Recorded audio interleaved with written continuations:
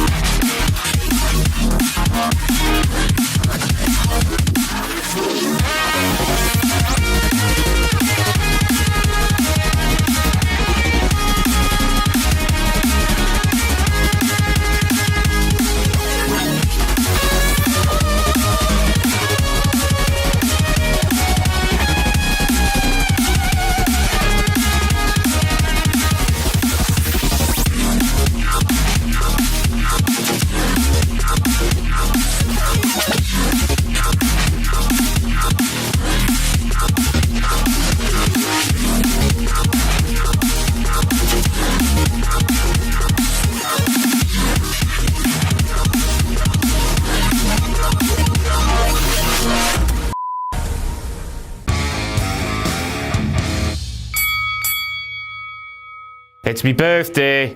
I'm 1 year old. Sing happy birthday now. As you can probably tell, I'm not in the greatest of moods today because I'm hanging out my f***ing arse on the What Culture Extra live stream for SmackDown Live last night.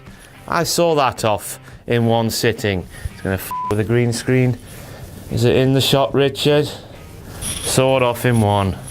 Aren't I a f***ing big boy sessioner? So we're kicking off this week's WTF moments for WWE SmackDown Live with Mauro Ranallo, who said the following line. 5 days away from participating in his, The Miz, second Hell in a Cell match. Then Mauro kept calling Elimination Chamber Hell in a Cell. He kept making references to hell, even though Elimination Chamber doesn't have hell in that title or something. You would have thought the cages would be Mauro's speciality, what with him being a WWE announcer, with all the cages in WWE, with him being an MMA announcer, what with all the cages in MMA, there's lots of f***ing cages. You would have thought Mauro know the difference between an MMA cage, a steel cage in WWE, a Hell in a Cell in WWE, and an Elimination Chamber in WWE. Easy for me to say, and I still piss as a fart. But he got it wrong anyway. Off. AJ Styles' use of the word tickle butt.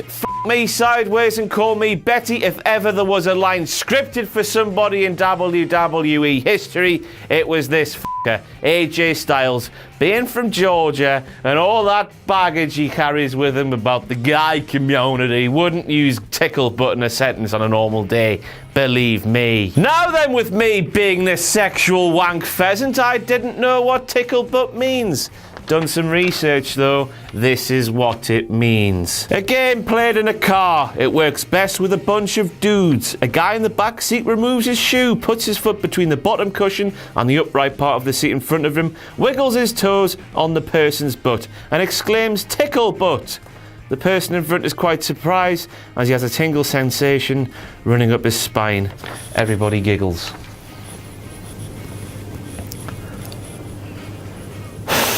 I don't know about you, but it sounds like a gateway to dogging. I'm not going to explain what dogging is. F off. Now then, Tom Phillips conducts an interview with... Where the f is that gone? Oh. Right, as I was saying, Tom Phillips conducts an interview with Nikki Bella and Natalya. How f***ing strange was that interview with Nikki Bella and Natalya? Natalya, at the end of the interview, claimed that if she wasn't married, she would be with John Cena. I don't know what to make about that. Poor old Tyson Kidd has his career ended, sitting at home with a broken neck. There he is, sitting there watching SmackDown Diddly Live, and his wife's going, "Oh, if I wasn't married, I'd be with John Cena." Oh, kicking the balls, kicking the balls. And a toe up the arsehole.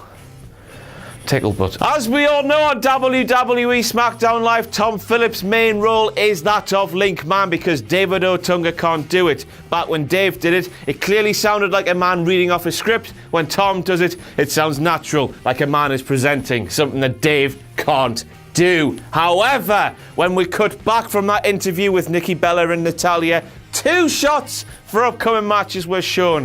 One for Cena and Orton, the other for Kalisto and Dolph Ziggler. F me, I can't believe they had a Kalisto versus Dolph Ziggler match. However, no words were spoken. Tom should have been there giving us a bit of shtick. He wasn't anywhere to be heard. Unless they employed David Otunga to do the links. And of course, as we all know, David doesn't really say much. So that link with no words being spoken would have fit right into his f***ing thing. It would have fit with him. Jack Daniels, Mountain Law School. F off. Yay. Right, I forgot to say one thing about that bloody interview. Natalia kept going like that. They were clearly sat next to each other in the same room with a different light behind them, making it look like they weren't. But Natalia ruined it by kept doing this. Looking at Nikki, who was sat next to her, and talking. What a silly bastard. Unless she kept farting and doing that little... whoop, whoop, whoop. Speaking about that Dolph Ziggler versus Kalisto match, isn't it weird that WWE are trying to get Dolph over as a heel, but having him repeatedly attack 2 f***ers we couldn't give 2 shits about in Apollo Crews and Kalisto is getting him more over as a babyface than he ever has been in the past 2, 3, 4, 5 years. 2 years. Because we don't give a shit about Apollo when Dolph twats him with a chair, we want more because we don't give a shit about Kalisto because he's a vacuum of charisma-less shit. When Dolph twats him with a chair, we want to see more.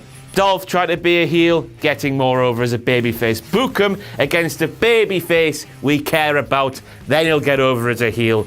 It's f***ing simple. Why am I not on the creative team? Oh, hashtag Adam for WWE Creative. I don't see those anymore after WCPW, do I? Shooting from the hip. Right, as you can tell, this episode's drizzling shit because I'm hanging out my arse because it's me birthday. I'm 1 today. So here's something to perk your spirits up. Here is a performance by myself, Adam Parmesan, and Kenny McIntosh from last night's WWE SmackDown live stream that you can watch every single week with myself and Parmesan for only $6.99. A $6.99 that no longer includes the What Culture Weekly newsletter because that's been canned. Strange call. We all worked on it this week. It was finished, ready to go to the printers. The bosses cancelled it. Really weird call. $6.99 though. A little bit less. Just taken away, making it more value for money. Taking it. Every night in my dreams, I see you, I feel you. That is how I know you. Go on. Far across the distance. Between us, you have come to show you. Go on. Near, far, wherever you are, I believe that the heart does go on. Once more, you open the door. I can hear that the heart will go on.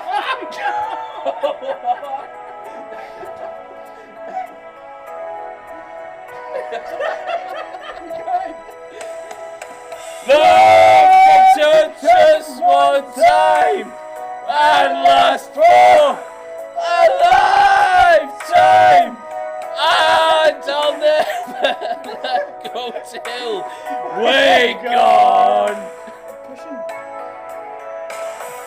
Love was when I loved you. One night I hold you in my life. Will always go on. Near, far, wherever you are, I believe that the heart does go on.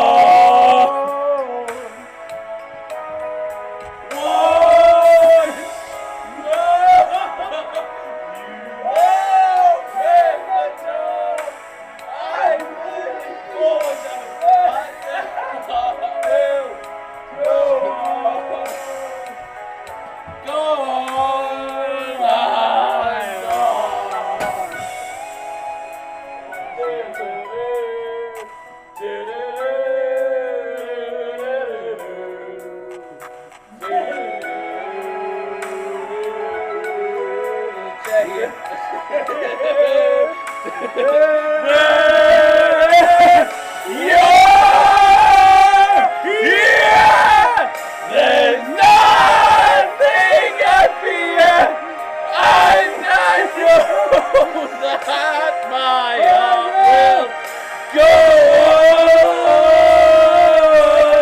on.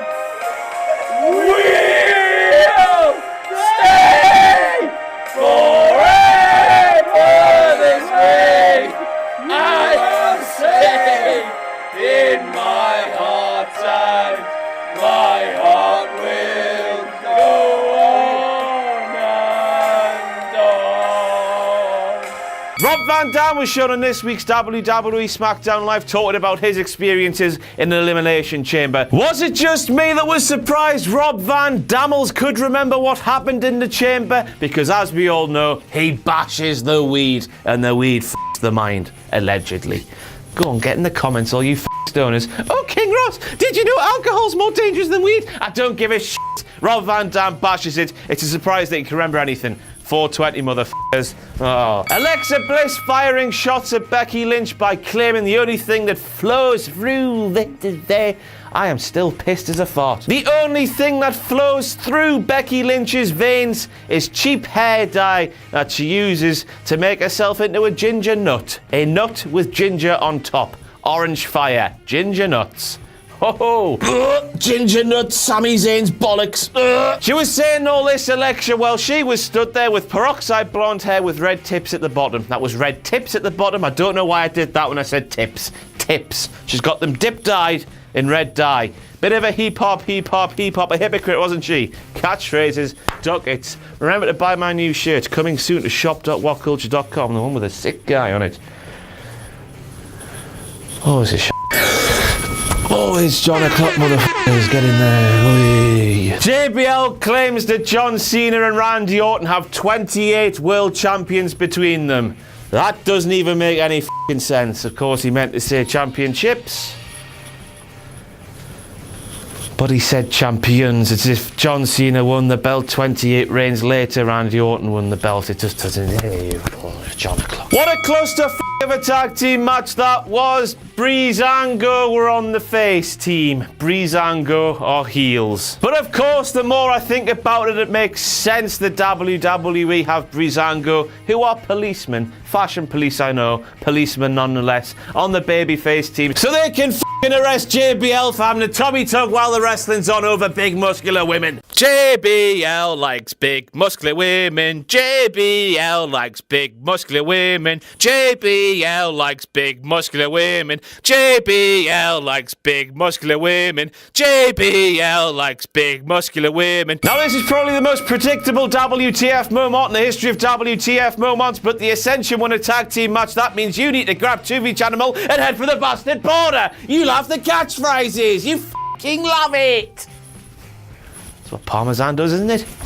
The end is nigh, the end is nigh, f***ing run away, the end is nigh.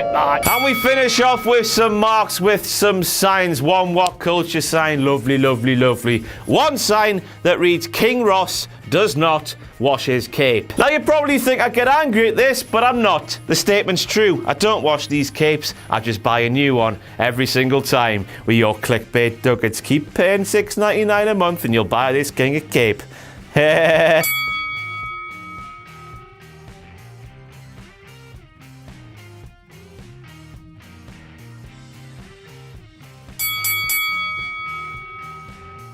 Right, that's it for all your That's it for all your WTF moments from WWE SmackDown Live. I'm going to spew my face off in a toilet. F*** off.